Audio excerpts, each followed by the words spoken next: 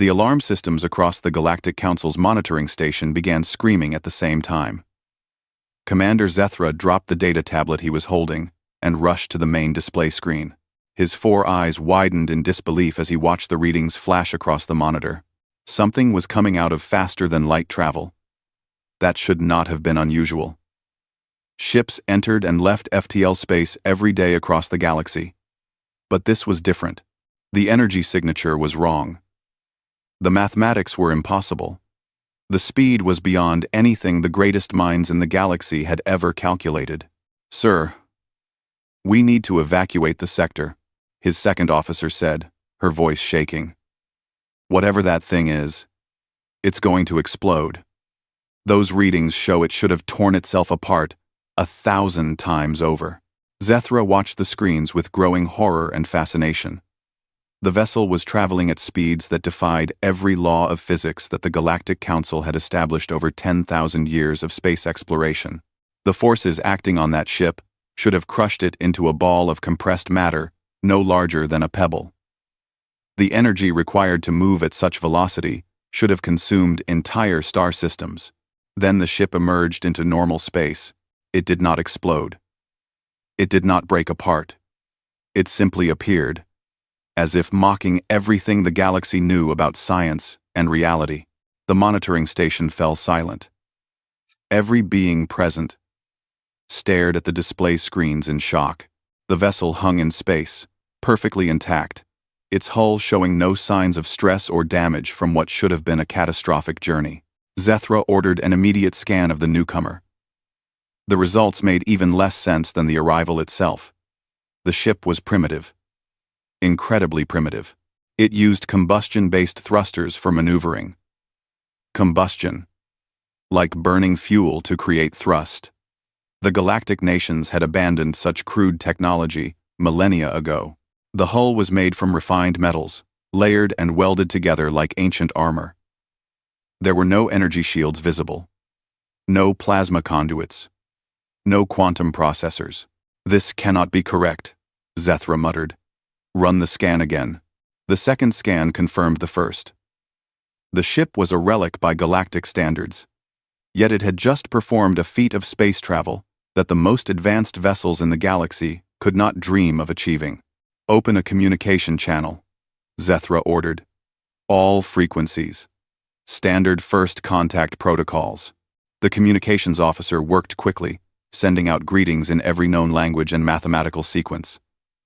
They waited. Seconds became minutes. Perhaps the vessel was automated. Perhaps it was empty. A ghost ship from some lost civilization. Then the speakers crackled to life. "This is the TRSC Endeavor, representing the Terran Republic Space Command. We come in peace and mean no harm. We're pretty new to this whole galactic neighborhood thing, so apologies if we parked in the wrong spot. Mind pointing us toward whoever's in charge around here?" Quote. The voice was cheerful, almost casual, speaking in a language the translation systems had never encountered before. Yet the computers worked quickly, analyzing patterns and structure, building a translation matrix in real time. Zethra found his voice after a moment of stunned silence. "This is Galactic Council Monitoring Station 773. You have entered Council-protected space. Identify your species and origin." There was a pause. Then what might have been laughter. "Species? We're human. From Earth. Third planet in the Sol system. Out in the Orion Arm. We've been trying to find anyone else out here for about 200 years. Glad we finally ran into neighbors. Don. Human." Zethra repeated slowly, having the computer add the new species designation to the galactic database. "You say you have been searching for 200 years? Well, not us, personally," the human voice replied. "But yeah, humanity has been exploring space for about 2 centuries. We figured we'd eventually bump into someone. The universe is pretty big. Turns out." Zethra exchanged looks with his officers. 200 years was nothing. Most species took thousands of years to develop basic space travel, and tens of thousands more to achieve FTL capability. Yet these humans spoke as if 2 centuries was a long time. "Please maintain your current position," Zethra said. "The Galactic Council will need to send representatives to establish formal first contact protocols. This will take approximately 3 standard cycles." 10, 1. 3 days? The human voice asked. "Sure, no problem. We've got plenty of supplies. Mind if we send out some drones to take pictures?" "This is kind of a big moment for us." Zethra granted permission, still trying to process what was happening. Within minutes, small devices launched from the human ship. Primitive cameras by galactic standards, but functional. They floated through space, recording everything. News of the arrival spread through the galactic communication networks at light speed. A new species had emerged, a species that traveled in primitive vessels but moved faster than anything the galaxy had ever seen. The Galactic Council convened an emergency session. The Valorian Empire, the dominant military power in the known galaxy, immediately dispatched their finest diplomatic vessel. Scientists across 100 worlds began analyzing the data from Station 773. The debates started immediately. Some claimed it was a hoax. Others suggested the humans had stolen technology they did not understand. A few brave voices wondered if perhaps the galaxy had been wrong about the limitations of physics. On the monitoring station, Zethra continued to watch the human vessel. It hung in space, occasionally firing small thrusters to maintain position. There was something about it that unsettled him. It looked fragile, built from simple materials and basic engineering. Yet, it had crossed distances that should have been impossible. What kind of species could build something so primitive, yet so capable? What kind of beings could survive the forces required to travel at such speeds? And most importantly, what did their arrival mean for the galaxy? Zethra did not have answers. But he knew one thing with certainty. The galaxy had just changed forever. The humans had arrived, and nothing would ever be the same again. The diplomatic station orbited a neutral moon, chosen specifically because it belonged to no particular empire or council member. It was ancient, built during the first days of galactic cooperation, and had hosted thousands of first contact meetings over the centuries. But never had so many representatives gathered for a single species introduction. Ambassador Krell of the Valorian Empire stood at the main airlock, his scales gleaming under the station lights. Around him, representatives from 40 different species waited with varying degrees of patience and curiosity. The station's gravity had been set to 1.5 times galactic standard as a security measure. It made movement difficult for most species, encouraging calm behavior and preventing sudden, aggressive actions. The human ship had docked 30 minutes earlier. Now everyone waited to see what would emerge. The airlock cycled open with a hiss of equalizing pressure. 3 figures stepped through, and the gathered crowd immediately began murmuring in confusion. The humans were small. Not the smallest species in the galaxy, but certainly not impressive in size. They wore simple uniforms, dark blue with patches and symbols sewn onto the fabric. Sewn, like primitive cloth makers. They had no visible armor, no natural weapons, no protective shells or scales. Their skin was soft and exposed, covered only by thin clothing. They had only 2 eyes, positioned in the front of their heads like predators, but their bodies seemed weak and vulnerable. The lead human, a female with dark skin and short black hair, smiled broadly and stepped forward. She moved easily in the heavy gravity, her steps confident and smooth. Behind her, the other 2 humans walked with equal comfort, as if the increased gravitational pull meant nothing to them. Ambassador Krell noticed several other representatives struggling to maintain their posture in the heavy gravity.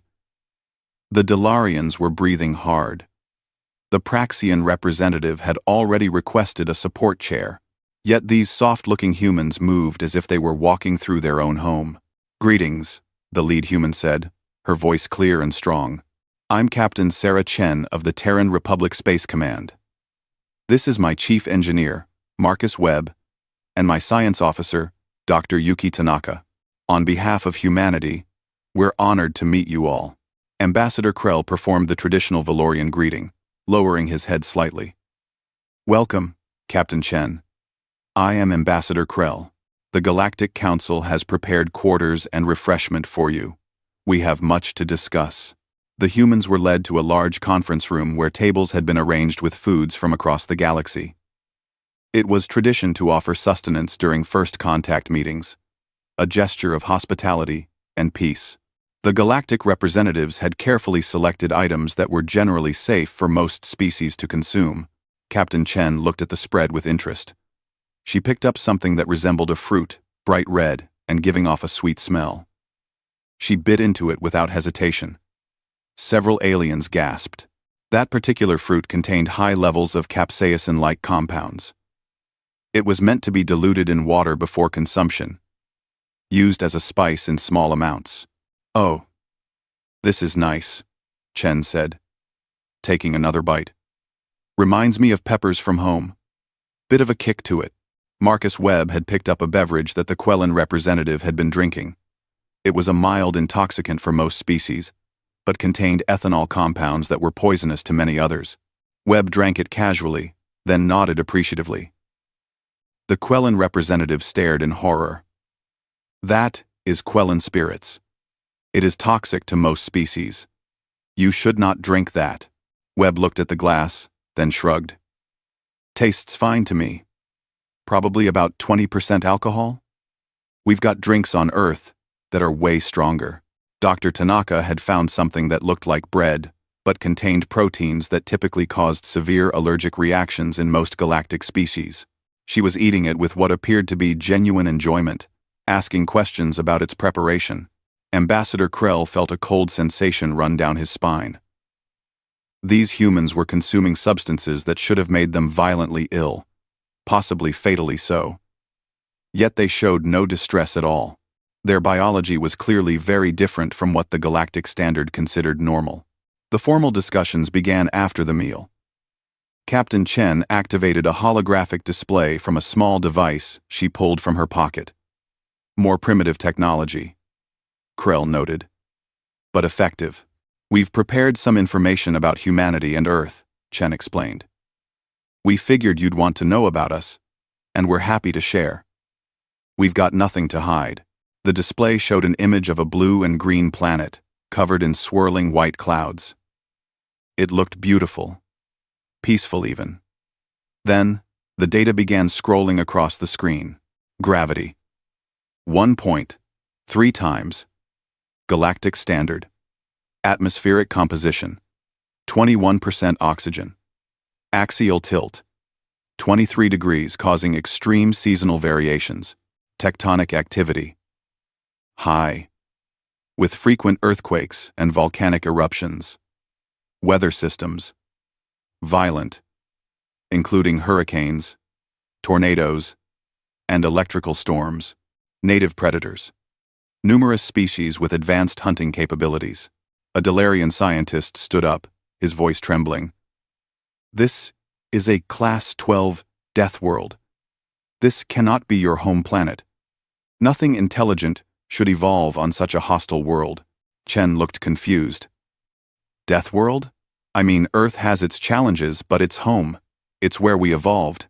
Where else would we be from?" Krell felt his understanding of the universe shift slightly.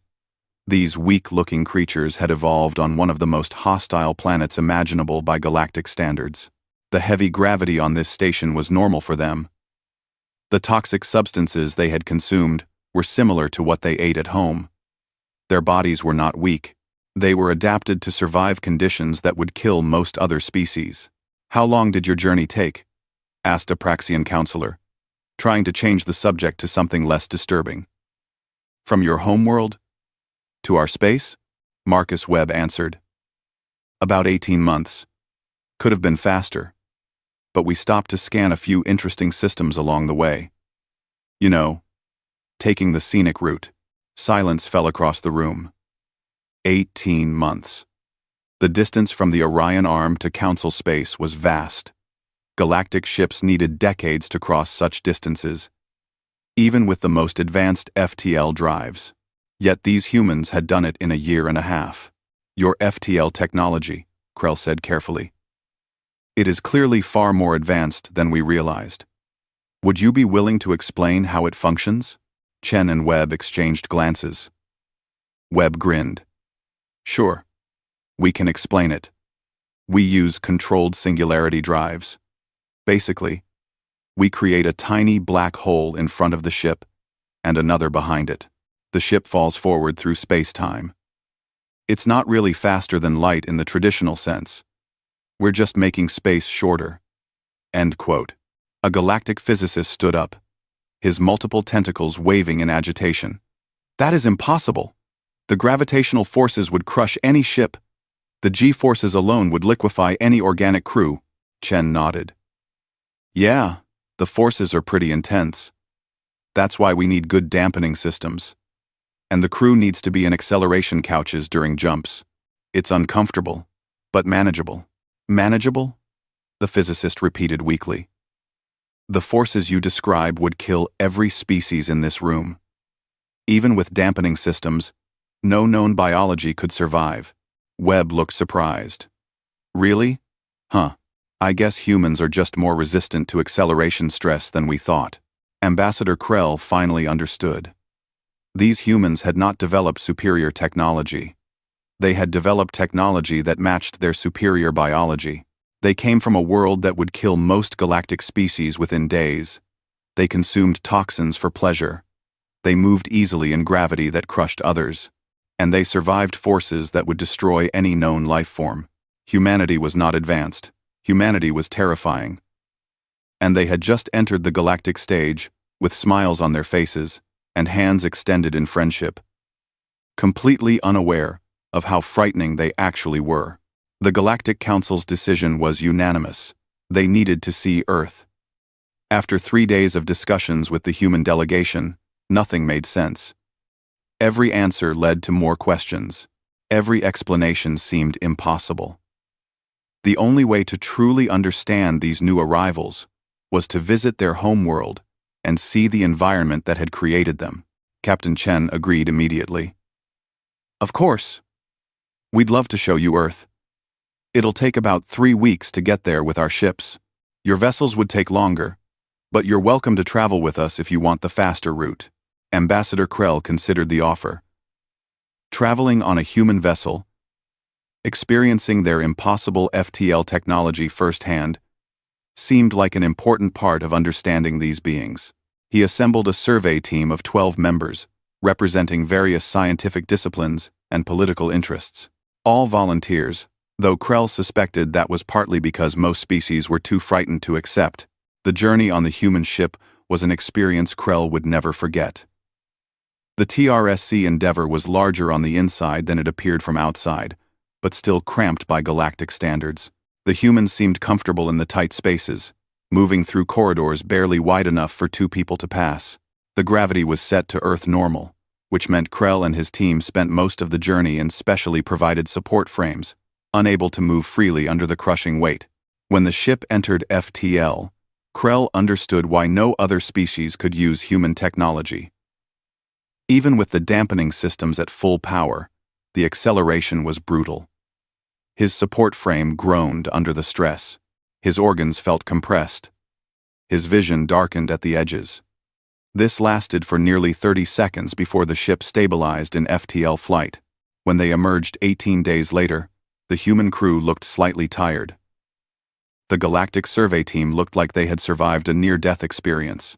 Earth appeared on the view screens, and Krell's first thought was that it looked deceptively beautiful. Blue oceans, green and brown landmasses, white polar caps, and swirling cloud formations. It looked peaceful. It looked like any number of habitable worlds scattered across the galaxy. Then they received the preliminary scan data, and the truth became clear. This is wrong, the Dalarian scientist said, his voice shaking as he read the information. These readings must be incorrect. Nothing could live here. The planet's gravity was confirmed at 1.3 times galactic standard. That alone would make it difficult for most species. But it was just the beginning. The atmosphere was rich with oxygen, so much oxygen that it would be toxic over extended periods for most galactic species. The chemical reactions it enabled would corrode many types of biological systems. The planet orbited a G-type star, what humans called a yellow star. The radiation output was intense. Earth's magnetic field provided some protection, but not enough to prevent dangerous levels of radiation from reaching the surface. The humans had evolved under constant bombardment from cosmic radiation. The axial tilt created seasons, but not gentle seasonal variations.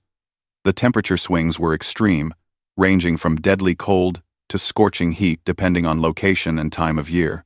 The survey data showed that some regions of the planet regularly experienced temperature differences of over 100 degrees between summer and winter. Look at the tectonic activity, another scientist said, pointing at the geological data. The planet's surface is broken into plates that constantly move and grind against each other. There are volcanic systems all over the world. Earthquake zones that would be considered major disaster areas on any civilized planet are marked here as simply cities where humans live normally. The weather systems were perhaps the most terrifying aspect.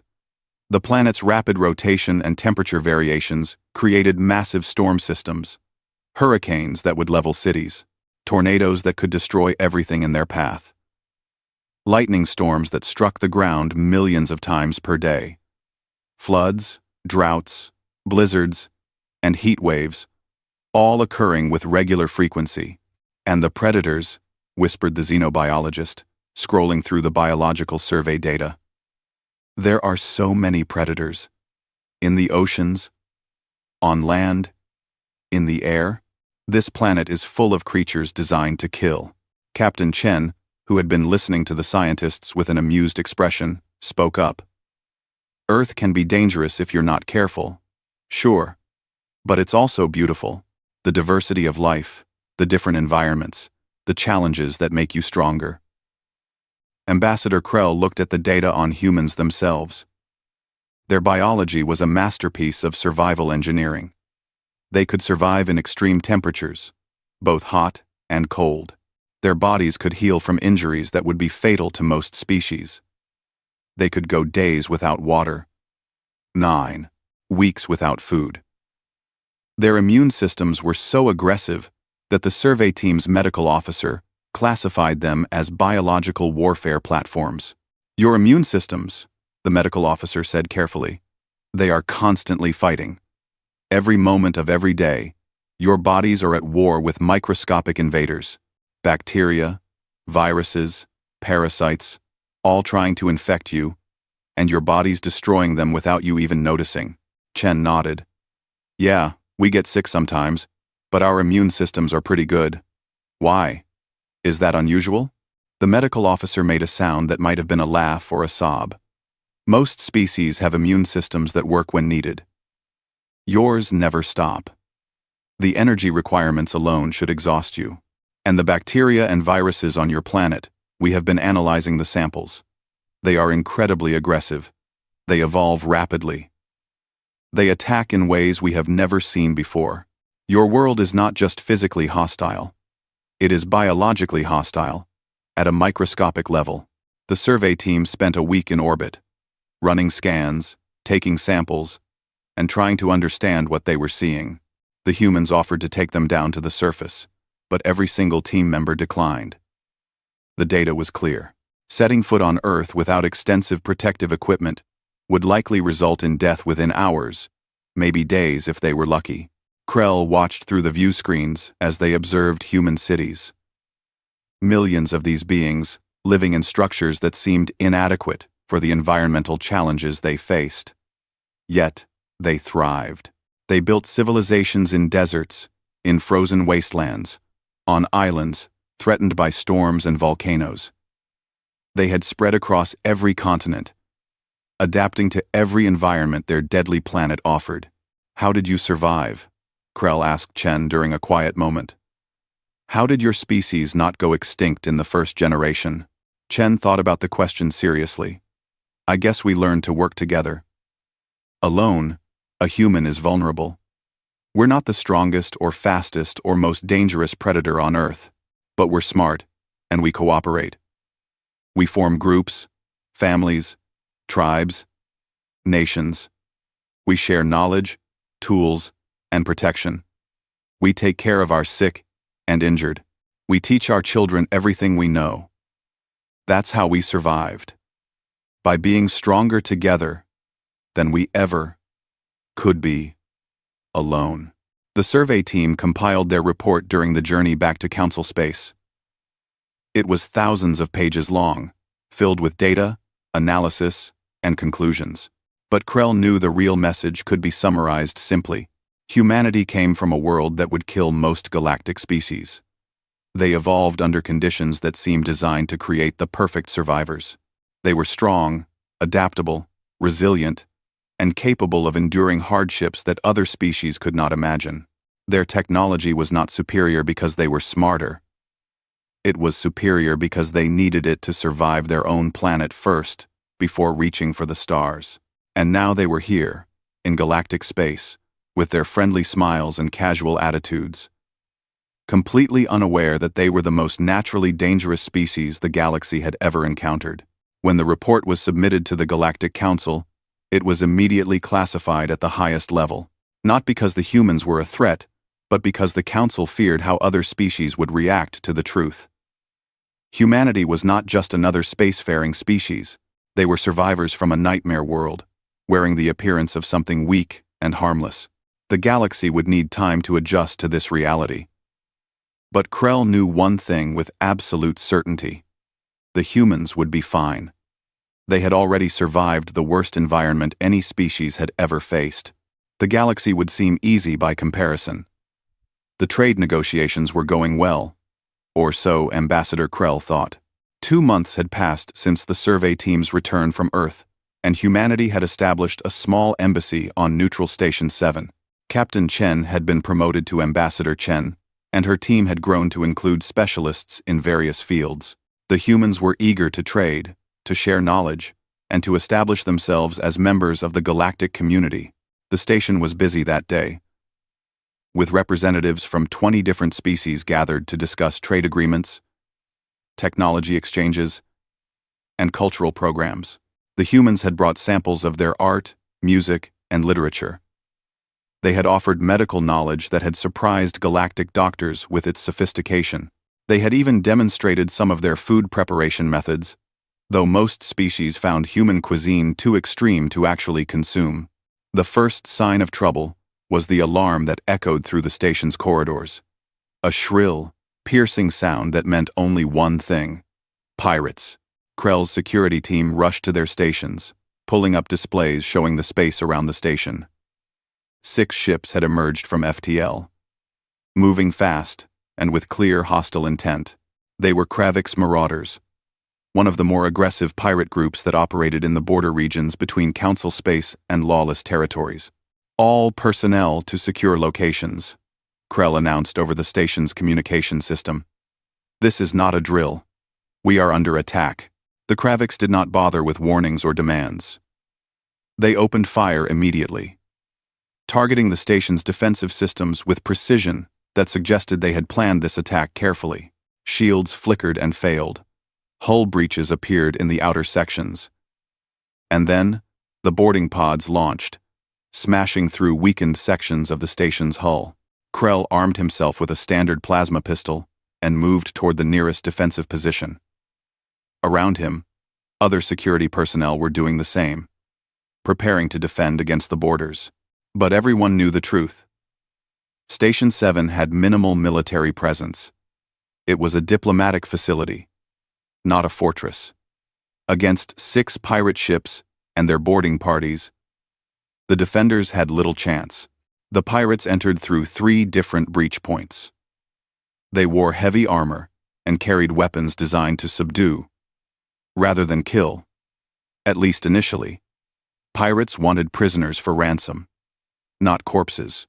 They moved through the corridors efficiently, herding the station's personnel toward the central gathering areas. Then they activated their sonic weapons. The sound was beyond anything Krell had experienced. It was not just loud. It was precisely tuned to disrupt the neurological systems of most known species. The frequency bypassed normal hearing and directly attacked the nervous system. Krell felt his muscles lock up, his thoughts scatter, his vision blur. Around him, other defenders collapsed, unable to move or fight. The sonic weapons were brutally effective. Through the chaos, Krell heard something unexpected. Human voices, calm and coordinated. Marcus, take the left corridor. Yuki, you're with me on the right. Watch for crossfire. Ambassador Chen and her team were moving. How were they moving? The sonic weapons should have paralyzed them, like everyone else. Yet the humans advanced through the station corridors with weapons drawn, completely unaffected by the sounds that had disabled every other species present. Krell watched through blurred vision as Chen rounded a corner and opened fire on a group of pirates. Her aim was perfect. 3 shots. 3 pirates down. The Kravix marauders turned their weapons toward her, firing both projectiles and energy blasts. 1 shot caught Chen in the shoulder, burning through her uniform and leaving a visible wound on her arm. She barely flinched. She switched her weapon to her other hand and kept firing. Marcus Webb appeared from another corridor, flanking the pirates. He moved with speed and precision that seemed impossible for someone of his size. A pirate managed to hit him with a plasma rifle, the blast catching him in the chest. The impact knocked him backward, and his shirt was scorched and smoking. By all rights, he should have been dead or dying. Instead, Webb got back up. He pulled a first aid kit from his belt, slapped some kind of white bandage over the burn, and charged forward with a roar that made the pirates step back in confusion. Dr. Tanaka had found a group of station personnel huddled in a conference room, paralyzed by the sonic weapons. She stepped in front of them, placing herself between the civilians and an approaching group of pirates. She fired her weapon with calm precision, forcing the pirates to take cover. When her weapon ran out of power, she picked up a metal chair and threw it with such force that it dented a pirate's armor and knocked him unconscious. The battle lasted 20 minutes. The human embassy staff, just 7 people total, fought off over 40 pirates across multiple sections of the station. They coordinated perfectly, communicating through small radio devices, covering each other's positions, and advancing with the kind of tactical skill that spoke of extensive training. But what terrified the pirates more than the human skill was their durability. The Kravix marauders had fought countless battles. They knew how fragile most species were. A good shot would take down almost anyone. Even if it did not kill immediately, the pain and shock would incapacitate them. Not the humans. Chen took 3 more hits during the fight. Each time, she staggered, assessed the damage, and kept fighting. Webb was hit at least 5 times with various weapons. He accumulated injuries that should have killed him twice over, yet he continued to move, to fight, to coordinate with his team. Tanaka was caught in an explosion that left her bleeding from several cuts, and she simply wiped the blood from her face and kept going. The pirates began to retreat. These were beings who lived by violence, who feared very little, but the humans terrified them. They were like nothing the Kravix had ever encountered. They did not stop. They did not fall. They just kept coming, kept fighting, kept refusing to die. The pirate ships fled the area, leaving behind their boarding parties in their panic to escape. The remaining pirates on the station surrendered when they realized they were stranded and facing opponents who seemed impossible to kill. In the aftermath, the station's medical facilities were overwhelmed. Most of the station personnel needed treatment for sonic weapon exposure, stress, and minor injuries from the attack. The human team reported to the medical bay as well, but their attitude was casual, almost dismissive of their injuries. The station's chief medical officer, a Praxian named Dr. Ven, examined Ambassador Chen's wounds with growing disbelief. "You have been shot 3 times with plasma weapons. Your shoulder has 2nd-degree burns. Your ribs are bruised, possibly fractured. You have lost a significant amount of blood. You should be in critical condition." Chen shrugged, then winced slightly at the movement. "It hurts, sure, but I'll be fine. Just patch me up and I can get back to work." Dr. Ven looked at Marcus Webb, who had even more extensive injuries. "Your chest wound should have killed you." The plasma burned through tissue that surrounds vital organs. How are you still alive? 1. Webb grinned despite the pain. Humans are tough, Doc. We heal pretty fast, too. Give me a couple weeks and I'll be good as new. And they were right. The medical staff monitored the humans carefully over the following days, expecting complications, infections, or deterioration. Instead, the humans healed at a rate that seemed impossible. Their bodies fought off infection, aggressively. Their tissue regenerated, visibly. Within a week, they were back to full duty, with only scars to show for injuries that would have permanently disabled most species. The story of the battle spread through galactic networks faster than light itself. Video footage from the station's security cameras showed the humans fighting through conditions that had paralyzed everyone else, fighting through injuries that should have been fatal, moving with coordination and purpose, while pirates fled in terror. A galactic news network interviewed Ambassador Krell about the incident. The reporter asked the question everyone wanted answered. How did the humans survive? Krell thought carefully before responding. I have spent considerable time studying humanity since their arrival. I have learned that they come from a world where survival requires constant struggle. They evolved as what they call persistence predators.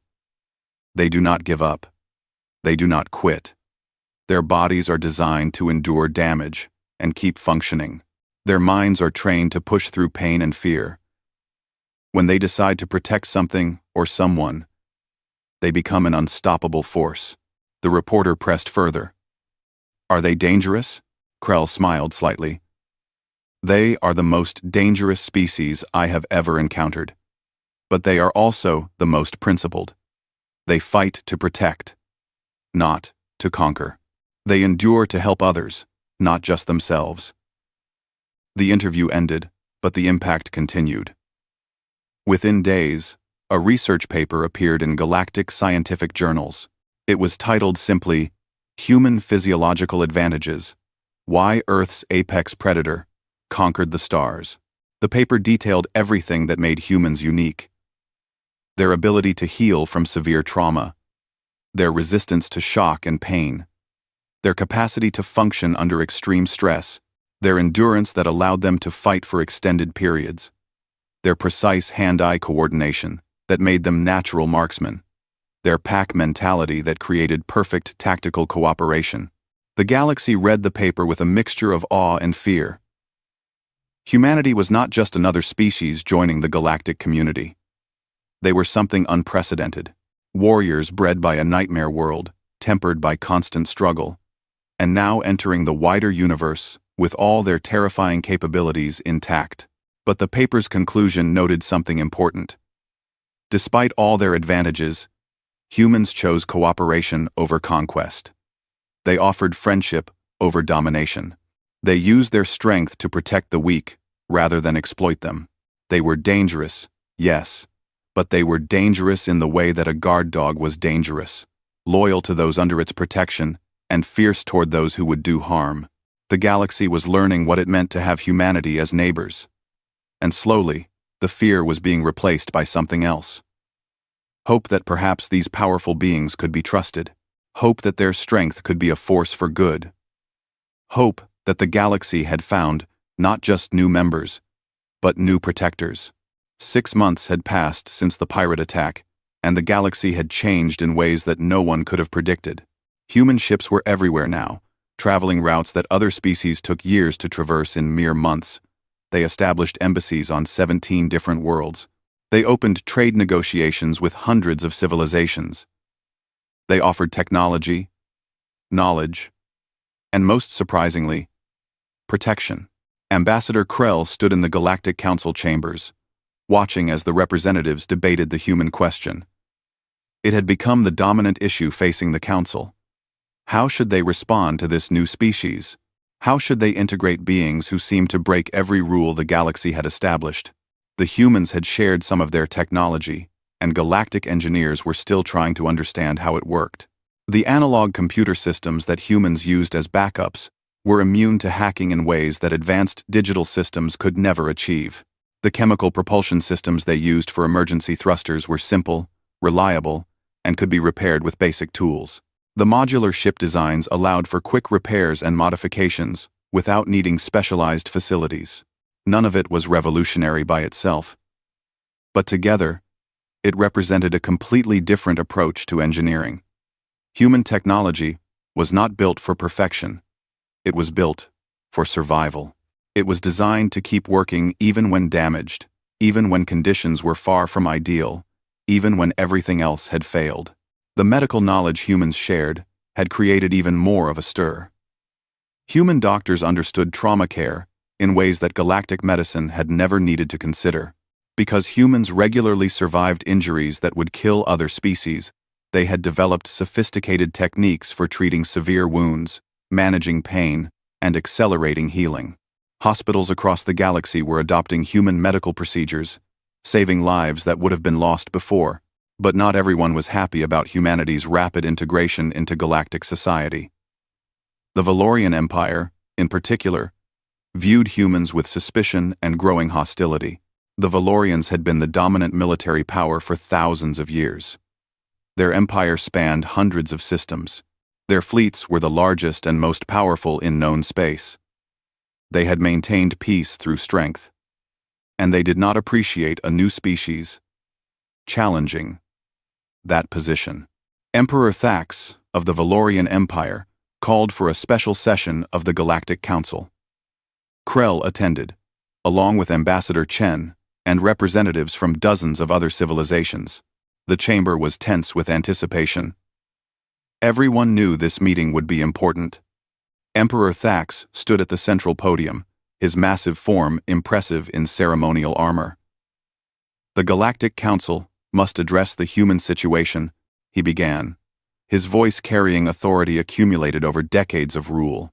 These newcomers have disrupted established trade routes, shared technology without proper oversight, and established military capabilities that threaten the balance of power.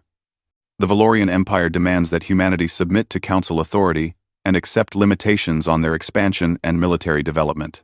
The chamber fell silent. It was not a request. It was an ultimatum. Ambassador Chen stood calmly and walked to the speaker's platform. She looked small, next to the massive Valorian Emperor, but her voice was steady and clear. With respect, Emperor Thax, humanity did not come to the galaxy seeking conflict. We came seeking friendship and cooperation. We have shared our knowledge freely. We have helped those who asked for help. We have defended innocent people against pirates and criminals. We will not submit to artificial limitations on our growth and development. Thax's scales darkened with anger. You refuse the Council's authority? You, who have been part of this community for mere months, dare to challenge decisions made by civilizations thousands of years old? Chen's expression remained calm. We respect the Council and its member civilizations. But respect does not mean submission. Humanity has already survived challenges that would have destroyed most species. We did not survive by allowing others to dictate our fate. We will be partners with the galaxy, not subordinates. The Valorian Emperor made a gesture, and large display screens activated around the chamber. They showed images of Valorian warships, massive vessels bristling with weapons, shields glowing with power. The Valorian fleet consists of 10,000 ships of the line. We have military stations in every major system. We have maintained galactic peace for 3,000 years. Do you truly think your small fleet of primitive vessels can stand against us? Chen studied the images carefully. Then she pulled out a small data device and uploaded her own images to the chamber displays. They showed a human ship, larger than anything humanity had built before. It was not elegant like galactic vessels. It was brutal, functional, designed with the same philosophy that had allowed humans to survive on Earth. This is the TRSC Endeavour 2, commissioned 3 months ago, Chen explained. It is built to human durability standards. The hull is layered metals that can withstand impacts that would shatter energy-shielded vessels. The power systems are redundant. With backups for the backups, the engines use the same controlled singularity technology that brought us here, but more refined. and the crew compartments are designed for high-gravity acceleration that would kill most species. She paused, letting the images sink in. We ran simulations, Emperor Thax. Our ships against yours. The results were clear. Your vessels are more advanced in many ways. They are faster at sublight speeds. Their weapons have better range. Their shields are more sophisticated. But in actual combat, especially prolonged combat, human ships would win through sheer durability and endurance. Impossible, Thax growled. Your technology is primitive, Chen nodded. Yes, by your standards, it is. But primitive does not mean ineffective. Our ships can ram through your shields and keep fighting. Our crews can survive acceleration and impacts that would kill yours. Our medical systems can keep our wounded fighting when others would be dead. And most importantly, we do not quit. Ever. You might destroy our ships eventually, but the cost would be devastating. Is that really what you want? The chamber erupted in discussion. Representatives debated among themselves. Some were shocked by Chen's boldness. Others were intrigued by her arguments. Krell watched Emperor Thax carefully. The Valorian leader was clearly struggling with what he had heard. After several minutes, Thax spoke again, his voice more controlled. You would go to war with the Valorian Empire? No. Chen said firmly. We would prefer peace. We would prefer cooperation. But we will not be intimidated or controlled. Humanity learned long ago that the strongest survive by protecting the weak, not by dominating them. We learned that cooperation achieves more than conquest. We learned that the best way to ensure peace is to be strong enough that others think twice before attacking, but kind enough that they have no reason to want to. She looked around the chamber, meeting the eyes of various representatives. We are not asking to rule the galaxy. We are not seeking to replace anyone. We simply want to be recognized as equals, partners, not subjects, friends, not subordinates. Is that truly so much to ask? The Galactic Council voted that same day. After hours of debate and discussion, they reached a decision. Humanity would be offered full membership in the Council, with all the rights and responsibilities that entailed. No restrictions would be placed on their development. No limitations would be imposed on their expansion. They would be treated as equals among the spacefaring civilizations of the galaxy. Emperor Thax abstained from the vote, but he did not oppose it. After the session ended, he approached Ambassador Chen privately. Your simulations, he said quietly. Were they accurate? Chen met his gaze steadily. We believe so. But I hope we never have to find out for certain. Thax nodded slowly. Perhaps it is good that you are here. The galaxy has become complacent. We have forgotten what it means to truly struggle for survival. You remind us that strength comes not from advanced technology, but from the will to endure, to persist, to never surrender. Over the following months, humanity continued to expand its presence across the galaxy. Human merchants established trade routes. Human engineers helped build and repair infrastructure. Human doctors taught advanced trauma care. Human security teams were hired to protect stations and shipments from pirates. And human diplomats worked tirelessly to build bridges between different civilizations. A year after first contact, the human embassy on Neutral Station 7 had become a popular destination. Other species came to learn about Earth, to hear stories of humanity's strange homeworld, to understand how these beings had survived impossible conditions and emerged stronger for it. One day, a young alien child visited the embassy with her parent. She was a Dalarian, small and nervous, with large eyes that watched everything with curiosity. She approached Ambassador Chen, who was reading reports in the embassy's public area. Excuse me, the child said softly. Can I ask you a question? Chen smiled and set aside her datapad. Of course. What would you like to know? The child hesitated, then asked the question that was clearly bothering her. Why are humans so scary, but so nice? Chen's smile widened. She knelt down to be at eye level with the child. That's a very good question. Do you know what a pack is? The child nodded. Like a group of animals that live together? Exactly, Chen said. Humans evolved as pack animals. We lived in groups, families, tribes, and we learned something very important. The pack survives by taking care of all its members. The strong protect the weak. The healthy help the sick.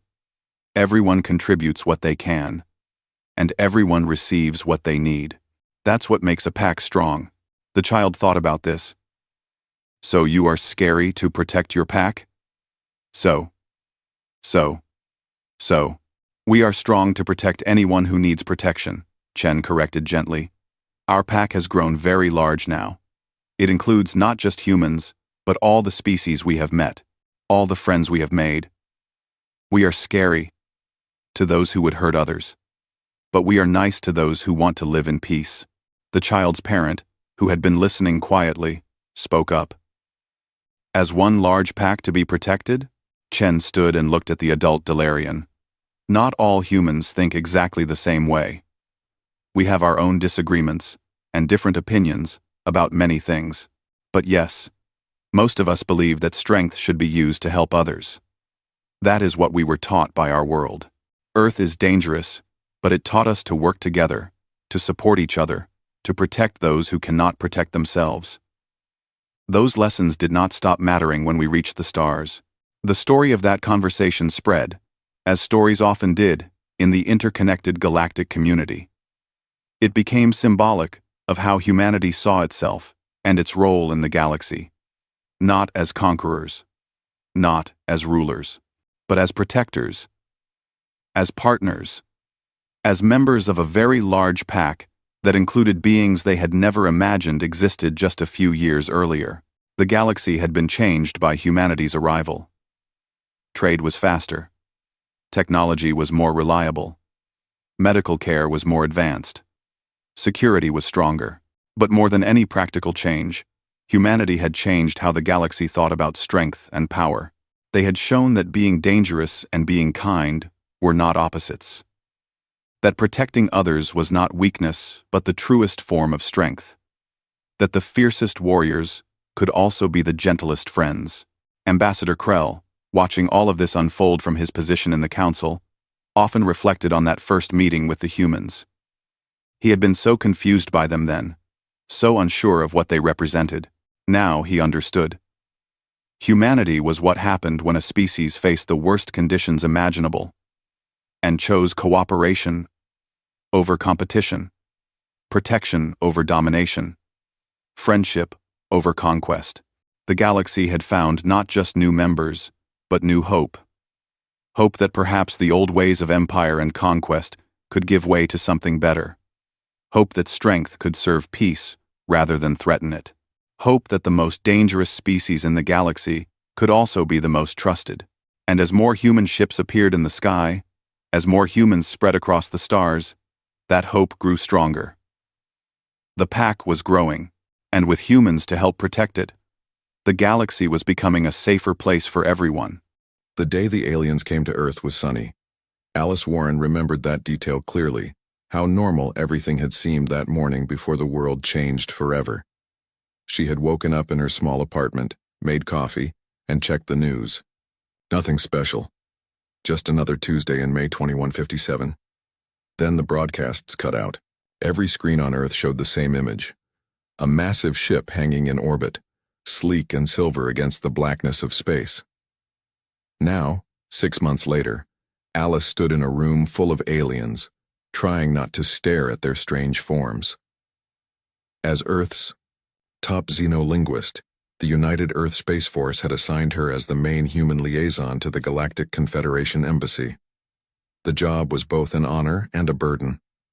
"Lieutenant Warren, please join us," called Ambassador Ziegtal, his forearms gesturing toward an empty seat at the large round table.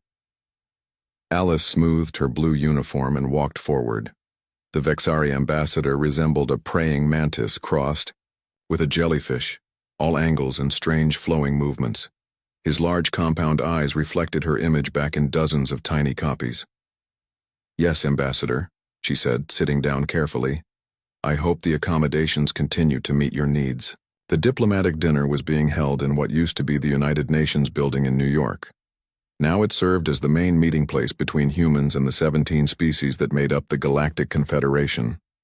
Representatives from each alien race sat around the table, their bodies ranging from nearly human to utterly bizarre. Most adequate, Zikatal clicked, mandibles moving with each syllable. Though we find your planet's gravity somewhat heavy. A ripple of clicking and whistling alien laughter moved around the table. Alice forced a smile. Earth does have stronger gravity than many of your homeworlds. We appreciate your willingness to meet here rather than in orbit. The being to her left leaned closer. This was Rill, a reptilian diplomat whose scales shifted color with his mood. Currently a neutral blue-green. Unlike many of the others, Rill seemed genuinely interested in humans beyond scientific curiosity. It is good to experience the cradle of your species, Rill said, his voice a soft hiss. One learns much from the birth soil of a people. Ambassador Zikatal tapped a crystal glass with one of his upper limbs. Speaking of learning about humans, we have been studying your literature and historical records. Alice tensed slightly. These cultural exchanges often felt more like interrogations. We find your myths most amusing, Zikatal continued, compound eyes gleaming. Particularly your legends of monsters and supernatural beings. The other aliens made sounds of agreement. A gelatinous being near the end of the table rippled with what Alice had learned was their version of laughter. Lieutenant Warren, Zakatal, said, "Perhaps you could explain to our gathering the human fascination with imaginary predators, these werewolves and vampires and sea monsters that fill your cultural history?" Alice felt her cheeks grow warm. 6 months of diplomatic meetings, and still the aliens treated human culture like a child's fantasy. She took a sip of water before answering. Throughout human history, we've created stories to explain the unknown, she said carefully. Most of these legends began before we understood science. They helped people make sense of their world. But such primitive beliefs persisted well into your age of reason, said a tall, willowy alien with pale, almost translucent skin. Even now, many humans claim to have seen these cryptids, as you call them. People enjoy mystery, Alice replied, and the human brain is good at finding patterns even when none exist. Like seeing faces in random shapes, offered Rill unexpectedly, supporting her. Exactly, said Alice with a grateful glance. And yet, Zekatal pressed, these stories are remarkably consistent across your cultures. The kraken of Scandinavian waters bears striking resemblance to the legends of giant octopuses from Pacific Island cultures that had no contact. The vampire appears in nearly identical form in Eastern Europe and ancient China. Alice shifted in her seat. Convergent storytelling. Similar environments produce similar fears. Perhaps, said Zekatal, though he sounded unconvinced. Tell us, Lieutenant, have you ever encountered one of these monsters? The table grew quiet. All alien eyes focused on Alice. Of course not, she said with a small laugh. They're not real, but something deep inside her tensed as she spoke the words. A memory surfaced, her grandfather's face, lined and serious, making her promise never to speak of what he had told her, about the research station, about what they found beneath the ice. She pushed the thought away. Rill's scales shifted slightly toward purple, a color Alice hadn't seen before. He was studying her with those unsettling vertical pupils. Fascinating how certain stories survive, despite scientific advancement, he said softly. One wonders what purpose they continue to serve. Alice was saved from responding by the arrival of dinner. Human and alien servers brought in dishes specially prepared for each species' biology. The conversation moved to lighter topics, discussion of Earth's oceans, the surprising variety of Earth wildlife, plans for cultural exchange programs. After dinner, as the gathering broke into smaller groups, Alice found herself by a window, overlooking the New York skyline. The city lights competed with the strange glow of alien craft hovering above the harbor. You seemed uncomfortable earlier, said Rill, appearing beside her so quietly she almost jumped. Did I? Alice kept her voice neutral. When discussing human legends, Rill's scales rippled slightly. You do not believe they are merely stories, do you? Alice turned to face him. I'm a scientist, Rill. I deal in facts, not folklore. As am I, the reptilian said, which is why I find it interesting that your pulse increased and your pupils dilated when denying the existence of these creatures. Before Alice could respond, her communication device chimed. She glanced down to see an urgent message. Antarctic. Outpost approval granted. Joint Human-Alien Research Team forming briefing, 800 tomorrow. Important news? Rill asked. Alice switched off the display. Just work. Nothing interesting. I see. Rill's scales shifted to a deep blue. Did you know, Lieutenant Warren, that many worlds in the Confederation have their own monster legends, some remarkably similar to yours? Convergent storytelling, Alice repeated. Yes, said Rill. That is the official explanation. His eyes moved past her to where Ambassador Ziktal was speaking with several Confederation scientists. The Vexari seemed agitated, gesturing rapidly. The Confederation has approved a research station in your Antarctica, Rill said quietly. For scientific purposes, of course. Alice tried to keep her face blank. That's good news for scientific cooperation. Indeed. Rill's scales darkened further. Though I find it curious how quickly interest turned to your polar regions, almost as if they were looking for something specific. In the reflection of the window, Alice could see Ziktal watching them from across the room. The ambassador's compound eyes seemed to glow in the dim light. Just scientific interest, Alice said. Nothing more. But as she spoke, her grandfather's voice echoed in her memory. They found something in the ice, Alice, something old, something that should have stayed buried. And if it ever wakes up, God help us all. The Antarctic wind howled outside the research station, a sound that made Commander Peter Hayes think of wolves. 6 months had passed since the aliens announced their plans to establish an outpost here, and 3 months since construction had finished. The joint human-alien team now lived in a series of connected domes built directly onto the ice shelf, miles from the nearest human base. Peter stood at the window of the command center, watching the blizzard. His breath fogged the glass as he stared into the swirling whiteness. Somewhere out there was nothing but ice for thousands of miles, or so they had always thought. Commander Hayes, a voice called from behind him. The Vexari science team is requesting access to drilling site B again. Peter turned to see his communications officer, Olivia Grant, holding a tablet. Her dark skin contrasted with the white and blue of her uniform, and her expression showed concern. Again? They were just there yesterday, Peter said, taking the tablet. What's their reason this time? Same as before. Additional core samples. Olivia lowered her voice. And they're bringing more of that equipment that wasn't on the manifest? Peter frowned. Since arriving, the insectoid Vexari had shown particular interest in the ice beneath the station, especially the samples from below Lake Vostok, one of Earth's largest subglacial lakes. The lake had remained sealed beneath nearly 3 miles of ice for at least 15 million years. Whatever lived down there had evolved in complete isolation from the rest of Earth's biosphere. Tell them I'll meet them at the airlock in 20 minutes, Peter said, handing back the tablet. As Olivia left, Peter pulled up the latest drilling reports on his screen. The numbers didn't make sense. The microbial activity in the deep ice cores was unlike anything they had seen before.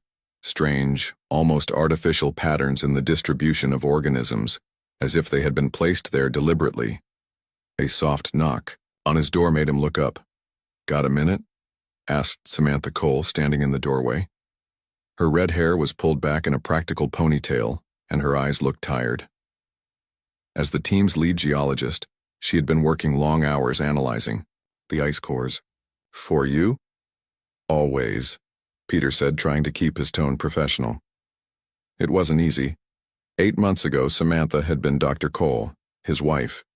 Now she was just Dr. Cole, his colleague, brought onto the project for her expertise in subglacial ecosystems. Samantha closed the door behind her and placed a tablet on his desk. I need you to look at this. And I need you to tell me if I'm crazy. Peter picked up the tablet. It showed microscope images of something in the ice core samples. Tiny structures that looked almost like circuit boards, but made of organic material. What am I looking at? He asked. That's the thing, Samantha said, her voice low and tense. I don't know. They look artificial, but they're made of carbon compounds similar to DNA, and they're reproducing. Peter looked up sharply. Reproducing? These things are alive? Not exactly, they're dormant in the ice. But when exposed to warmer temperatures and certain chemicals, she swiped to a new image on the tablet. Peter's breath caught. The structures had grown, become more complex, almost like tiny machines building themselves. Have you shared this with the alien science team? He asked. No. Samantha's eyes met his. Something doesn't feel right, Pete. The Vexari are keeping secrets. And did you notice how interested they became when we mentioned the old stories about this place? Peter nodded slowly. Antarctica had its share of legends. Stories of lost civilizations beneath the ice. Strange creatures seen by early explorers. Most were dismissed as hallucinations caused by the extreme conditions or simply tall tales. But the aliens had shown unusual interest in these accounts. There's something else, Samantha said, taking back the tablet. The drilling site they keep visiting? It's directly above a thermal anomaly I detected last week. Something down there is giving off heat. Before Peter could respond, an alarm blared through the station. Red lights flashed in the corridor outside. Emergency in Sector 4, announced the station AI. Medical team requested at drilling site B. Peter was on his feet instantly, grabbing his parka from the hook by the door. Stay here, he told Samantha, but she was already reaching for her own coat. Not a chance, she said. They rushed through the corridors of the station, joining others heading toward the emergency. The research station was divided into sectors, with Sector 4 housing the main drilling operations. As they approached, they could hear shouting. Dr. Joey Martinez, the human medical officer, was kneeling beside two figures on the floor of the drilling chamber. Both were Vexari scientists, their insectoid bodies contorted in strange positions. One was completely still. The other twitched occasionally, mandibles clicking rapidly. What happened? Peter demanded, looking at the Vexari science leader, HYF. The tall insectoid's compound eyes reflected the emergency lights in dozens of red dots. Equipment malfunction, he clicked.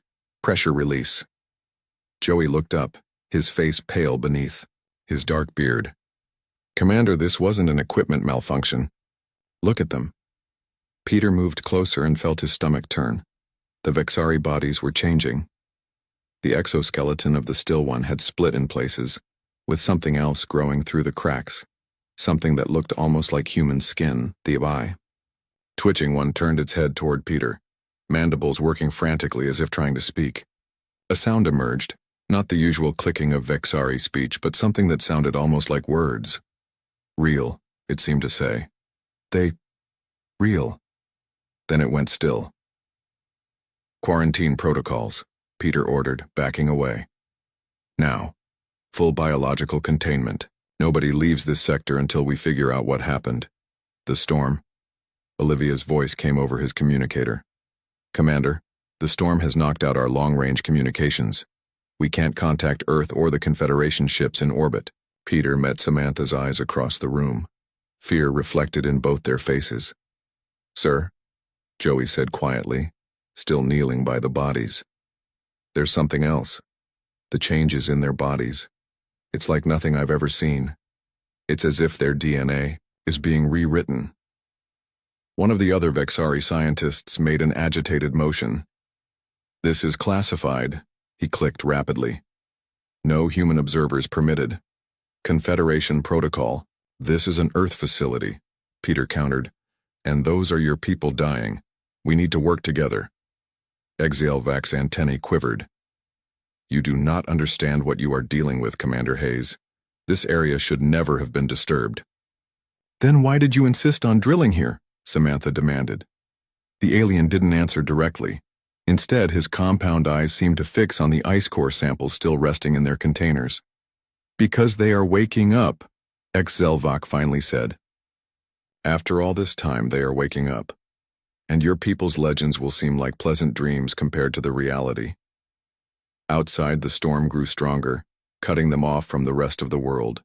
And deep beneath the ice, something that had slept for millions of years began to stir. Alice Warren stepped off the transport shuttle into the howling Antarctic wind. 3 days had passed since she received Peter's encrypted message, and it had taken all her diplomatic skills to arrange this emergency visit to the research station.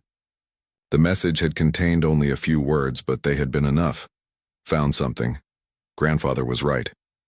Behind her, Rill emerged from the shuttle, his reptilian body wrapped in thermal gear. The alien diplomat had surprised Alice by insisting on accompanying her.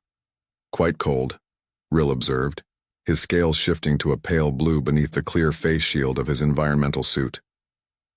Antarctica is the coldest place on Earth, Alice replied, shouting over the wind. Are you sure you want to do this? You didn't have to come. Rill's vertical pupils narrowed. I believe I did, Lieutenant Warren. There are things my government was not told about this mission. Before Alice could respond, the outer door of the research station slid open. A figure in a white parka waved them inside. They hurried across the icy landing pad into the airlock. As the outer door sealed behind them and warm air flooded the chamber, their guide lowered his hood. It was Peter Hayes, but he looked different from the last time Alice had seen him. His face was gaunt with dark circles under his eyes. Alice, he said, nodding stiffly. His gaze shifted to Rill. You brought one of them? Rill is a friend, Alice said, and he's not connected to the Vexari. We can trust him. Peter didn't look convinced, but he nodded again. Follow me, quickly, the others are waiting. They moved through the corridors of the research station. Alice noticed immediately that something was wrong. The place should have been busy with scientists, but they passed only a few people, all of whom looked tense and avoided eye contact. Where is everyone? She asked. Sector 4 is under quarantine, Peter replied without turning around. We lost 2 more last night. 1 human, 1... Draxi? Lost? Rill asked, his voice sharp. Peter stopped at a door marked Secure Communications and placed his hand on the scanner. You'll see. The door opened to reveal a small conference room. Inside waited a woman with red hair pulled back in a tight ponytail, and a man with a dark beard who wore a medical uniform. Both looked as tired as Peter. Dr. Samantha Cole, our geologist, Peter said, gesturing to the woman. And Dr. Joey Martinez, Chief Medical Officer. This is Lieutenant Alice Warren from Earth Command, and Rill from the Confederation. Samantha nodded tensely. Joey just stared at Rill with undisguised suspicion. Show her, Peter said to Samantha. The geologist tapped on a console, and a holographic display appeared above the table. It showed microscopic images of strange geometric structures. We found these in the deep ice cores, Samantha explained. At first we thought they were some kind of crystalline formation, but they're organic, and they react to heat and certain chemicals. She tapped again, and the image changed to show the same structures, now larger and more complex. They're machines, Alice whispered. Biological machines. Yes, Samantha agreed, but that's not the strangest part. When exposed to living tissue, they interface with it, rewrite DNA. Joey stepped forward. 2 Vexari scientists were the first affected, then a human researcher and one of the Draxi engineers. The changes start slowly. Enhanced strength, improved senses, then more dramatic physical alterations, and finally, behavioral changes. What kind of behavioral changes? Rill asked. Joey looked at Peter, who nodded grimly. Aggression, predatory instincts, and a hunger for specific proteins found in living tissue. They're turning into monsters, Peter said bluntly. Just like the legends. Werewolves, vampires, they're just different expressions of the same thing. These machines, these parasites, they rewrite DNA to create the perfect predator, and different species react differently. Alice felt cold despite the warmth of the room. And you think this is what my grandfather found? In the Arctic? I know it is, Peter said. He reached into his pocket and pulled out a small, worn notebook. Because I found his journal. It was hidden in a secure vault in Sector 1, classified. Level Omega. Alice took the notebook with shaking hands. On the cover in faded ink was written, Dr. Frank Warren, Arctic Expedition, 2098. How did this get here? She asked, looking up at Peter. That's what I'd like to know, he replied. It shouldn't exist. All records from that expedition were supposedly destroyed. Alice opened the journal and began to read. Her grandfather's handwriting was familiar and brought back memories of him teaching her to write as a child. But the words on the page were nothing like the kind grandfather she remembered. The specimen continues to evolve. Subject 3 now shows complete transformation, no longer recognizably human, yet the brain scans show activity consistent with higher reasoning. These aren't mindless creatures, they are something new, or perhaps something very, very old.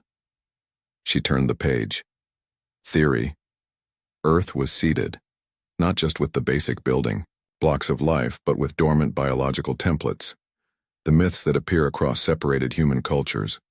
The werewolf, the vampire, the sea monster. These aren't coincidences. They're memories. Genetic memories of previous awakenings. Alice looked up, her face pale. There's more. He writes about another civilization. Not human, but far more advanced. They were here before us. Precursors, Rill said quietly. All eyes turned to him. His scales had shifted to a deep purple. There are legends among my people too, of those who came before, who seeded the worlds, with life then vanished. A sudden tremor shook the room, causing the lights to flicker. That's the third one today, Samantha said, grabbing the edge of the table. The seismic activity is increasing. As if on cue, an alarm began to blare through the station. All personnel to emergency stations, announced the station AI. Structural integrity compromised in Sector 4. Evacuation protocols initiated. Joey's communicator beeped. He checked it and his face went pale. The quarantine has been breached. 2 of the infected have escaped containment. Another, stronger tremor rocked the station. This time, the lights went out completely before emergency. Power kicked in, bathing everything in red. It's not just seismic activity, Samantha said, her voice shaking. Something massive is moving under the ice. The thermal readings are off the charts. Alice clutched her grandfather's journal. The awakening, she whispered. It's happening again. Peter grabbed her arm. We need to evacuate now. As they rushed toward the door, it slid open to reveal HYF, the Vexari science leader. The insectoid alien's compound eyes reflected the red emergency lights like dozens of blood droplets. Too late, HYF clicked. The containment has failed. What has slept for millions of years is now awake. Behind the alien, they could hear screams echoing down the corridor. Human screams that slowly transformed into something else. Something that sounded like howls. The floor beneath them cracked as another tremor shook the research station. Peter grabbed Alice's arm and pulled her back as a section of ceiling collapsed where she had been standing. This way, he shouted, pointing down a side corridor. We need to reach the emergency shelter in Sector 2. Their small group ran through the red-lit hallways of the failing research station. Alice clutched her grandfather's journal to her chest. Behind them, the sounds of pursuit grew louder. Not just footsteps, but something heavier, accompanied by growls and clicks that sounded like no creature from Earth. What about the others? Alice gasped as they rounded a corner. Emergency protocol, Samantha answered between breaths. Everyone heads to the nearest shelter. If we make it through this, we'll find each other. Another violent shake threw them against the walls. Water began spraying from a broken pipe overhead. The ice shelf is breaking up, Peter said grimly. We're going to sink into the lake. Joey checked his tablet. Sectors 4 and 5 are already flooded, and the temperature readings from below, it's like nothing I've ever seen. Whatever's down there is putting out enormous heat. They reached a heavy security door marked Sector 2, Emergency Shelter. Peter pressed his palm against the scanner, but nothing happened. Power's out to this section, he muttered, moving to the manual override. He and Joey strained to turn the large wheel that would unlock the door. As they worked, Rill moved to stand beside Alice. The reptilian diplomat's scales had shifted to a deep, angry red. "Your grandfather," he said quietly, eyes on the journal she held. "He knew what this was, didn't he?" Alice nodded slowly. "I think so. But he never told anyone except me, and even then, just hints, warnings to stay away from the poles." "My government suspected," Rill admitted. "We have records of unusual signals from your planet, going back centuries, periodic surges of energy from the polar regions." The door finally creaked open, and they rushed inside. Peter and Joey immediately sealed it behind them. The emergency shelter was a large reinforced room with supplies, communications equipment, and bunks. It was designed to keep a team alive for weeks if necessary. HYF immediately moved to the communications panel. "We must contact the Confederation fleet." The Vexari scientist clicked urgently. "Good luck with that," Samantha said, dropping onto one of the bunks. All external communications went down with the main power. Alice opened her grandfather's journal again, flipping through the pages frantically. There has to be something in here. Some explanation. Some solution. Peter came to look over her shoulder. "What exactly did your grandfather tell you about his expedition?" Alice hesitated, then spoke. "He made me promise never to go near the Arctic. He said they found something there in 2098, a research team drilling through the ice. At first, they thought it was just unusual microorganisms preserved in the ice, but then people started changing. Like what's happening now," Joey said, bandaging a cut on Samantha's arm. "Yes, my grandfather was part of a team that developed a suppressant. Not a cure, but something that could slow the process. They contained the outbreak, and everything was classified at the highest level. If they contained it in the Arctic, why is it here in Antarctica?" Peter asked. HYF turned from the communications panel. "Because it was never just in one place. The organisms are dormant throughout your polar regions, preserved in the ice. We detected them from orbit as soon as we arrived." "You knew?" Samantha stood up, anger flashing in her eyes. "You knew what was down there and you still wanted to drill?" "Not to release it," the Vexari clicked, compound eyes gleaming in the emergency lights. "To confirm it was properly contained, but your planet is warming. The ice is melting. What stayed frozen for millions of years is beginning to thaw.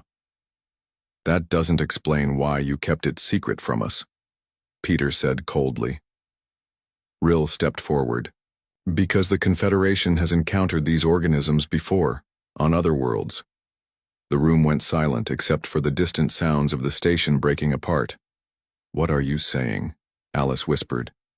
"These biological machines exist on 12 known worlds," Rill explained, his voice low.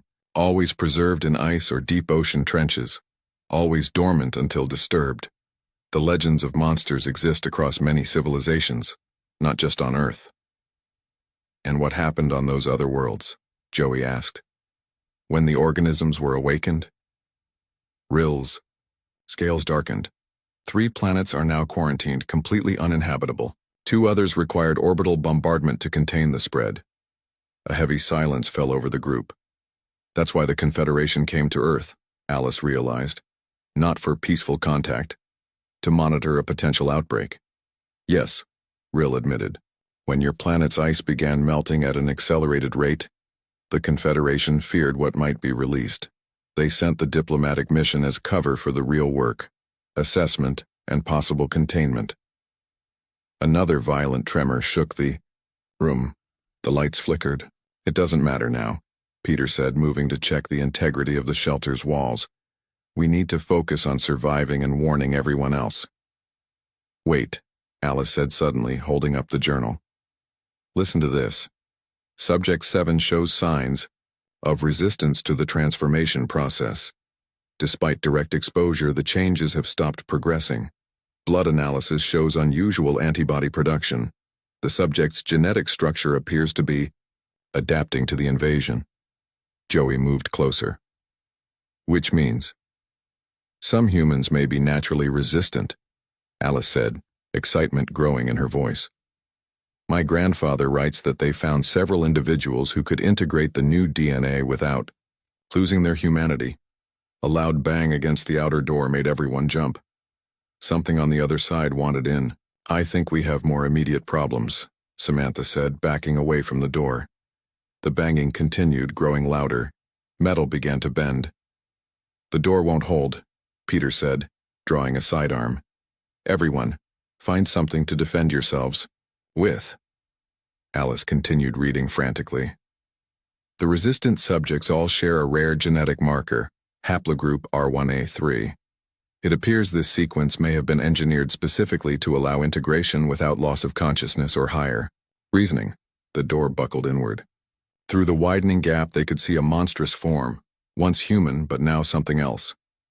Its body was elongated, skin covered in a slick black substance. Claws scraped against metal as it fought to get inside. Behind it stood another, transformed creature, this one clearly once a Vexari, its insectoid features now merged with something reptilian and wrong. Engineered, Alice whispered, realization dawning. Humans were engineered to be compatible. As the creatures burst through the door, Joey leaped forward to meet them. But instead of fear, his face showed only a strange determination. His eyes had changed color, now reflecting the light like a cat's. Get back, he shouted, his voice deeper than before. As they watched in shock, Joey's body began to change. Not into a mindless monster, but into something powerful and controlled. Muscles expanded beneath his skin, his fingers lengthened into claws, but his eyes remained aware. Human. He met the creatures head-on, fighting with impossible strength and speed. He's transforming, Samantha gasped. But he's still himself, Alice finished. Just like my grandfather described. 3 days later, Alice stood on the deck of the rescue ship and watched the last piece of the research station sink beneath the dark Antarctic waters. The morning sun glinted off the broken ice shelf that had once supported the facility. Kendi, the distant military vessels from both Earth and the Confederation, formed a tight perimeter around the site. Containment protocols are holding, said Rill, joining her at the railing. His scales had settled into a calm blue-green. The submarine drones show no signs of spread beyond the immediate area. Alice nodded, though she felt little relief. And the survivors? 17 humans, 9 Confederation personnel, all safely quarantined. They stood in silence for a moment, watching an Earth military helicopter circle overhead. Since their rescue, things had moved quickly. Both human and alien authorities had descended on Antarctica, establishing a joint operation that mixed scientific study with military containment. They're calling it the Vostok incident, Alice said, already building a cover story about a natural gas pocket beneath the ice. Some truths are too dangerous, Rill replied. Even the Confederation Council is being selective about what they share. Alice turned to look at him. And what about Joey and the others like him? Rill's vertical pupils narrowed slightly. Dr. Martinez and the 6 other humans who displayed controlled transformation are being studied at a secure facility. They are unique in our experience. Alice pulled her grandfather's journal from her pocket, its pages now worn from constant reading. Not unique, just rare. My grandfather found 17 cases during the Arctic incident. All kept their minds, during transformation. All had the same genetic marker. The door to the ship's interior opened and Peter stepped out onto the deck. His left arm was in a sling and fresh scars marked his face. But it was the change in his eyes that Alice noticed. Most. A slight reflective quality that hadn't been there before. The captain says we'll reach New Zealand by tomorrow morning, he said, joining them at the railing. Samantha's fever finally broke. The doctors think she'll make it. And you? Alice asked softly. Peter flexed his right hand, where subtle changes were visible in the structure of his fingers. The transformation has slowed. They think the new treatments based on your grandfather's work are helping. You saved us all, Alice said. You and Joey. Peter stared out at the ocean. We're not human anymore, not entirely.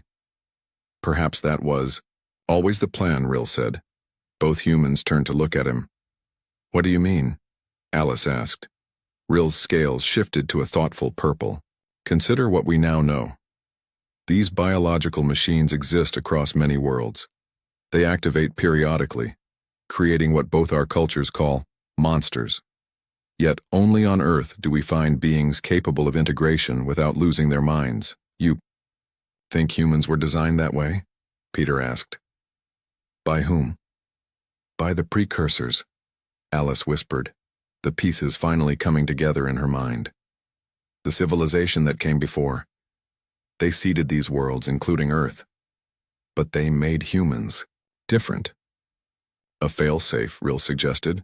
Or perhaps successors. The three fell silent again, watching the waves. In the distance, something large briefly broke the surface of the water before disappearing again. There are more of them out there, Peter said, his enhanced eyes tracking the movement. Not just in Antarctica. Your grandfather knew it, didn't he? Alice nodded. The journal mentions sightings all over Earth. Most dormant, some occasionally active. Deep-sea trenches, remote mountains, ancient forests. The stories people dismissed as legends were memories, Rill finished. Genetic memories passed, down through generations. Warnings. Peter's communicator beeped. He checked it and straightened. The Confederation Council is requesting our presence. They're convening an emergency session about the Vostok findings. As they turned to go inside, Alice paused for one last look at the broken ice shelf. What happens now? Will they quarantine Earth like those other worlds? That depends, Rill said. On what? On whether they see humans as part of the problem, or the only solution. Hours later, Alice stood before the hastily assembled Confederation Council. Representatives from 17 alien species sat in a semicircle, their diverse forms united by the common expression of concern. Peter and 5 other partially transformed humans stood behind her, their presence both a protection and a demonstration. Ambassador Zikatal, now representing the Vixari on the council, leaned forward. Lieutenant Warren, we have reviewed the evidence from Antarctica. The biological machines you discovered are the same ones that have destroyed civilizations before. By all our protocols, your world should be quarantined immediately. Murmurs of agreement rose from several council members. That would be a mistake, Alice said firmly. Humans aren't just another victim species. We were designed to coexist with these organisms. Designed by whom? Asked a crystalline being from the far end of the semicircle. By the same civilization that created your ancestors, and these biological machines, Alice replied. My grandfather called them precursors. They left their technology across many worlds, including Earth. But they made humans different. She gestured to Peter and the others. We can integrate with the machines without losing ourselves. We can control the transformation. Rill stepped forward. Council members, I have witnessed this firsthand. These humans saved my life even after beginning their transformations. They maintained full cognitive function and moral reasoning. The council chamber grew quiet as the aliens considered this information. If what you say is true, Ambassador, Zakatal clicked slowly, then humans are even more dangerous than we thought. Or more valuable, countered another council member. If they can control these machines, we can, Peter said, stepping forward. His voice had deepened, carrying a subtle resonance that made everyone listen. And we can help you understand them too. These aren't just weapons or plagues. They're tools. Precursor technology we're only beginning to comprehend. Alice watched as the council members exchanged glances. She knew what they were thinking, that humans had suddenly become either the greatest threat or the greatest asset in the galaxy. The storms are getting worse on Earth, she said, drawing their attention back. The ice is melting faster every year. What happened in Antarctica will happen again. We don't have time for fear or politics. We need to work together. The council chamber erupted in debate. As the aliens argued, Alice felt Peter's hand on her shoulder. Whatever they decide, he said quietly, Earth won't be the same. It never was what we thought, Alice replied, thinking of her grandfather and all the secrets he had kept. All the legends that weren't legends at all. As the debate continued, A small group of transformed humans waited on a ship orbiting Earth.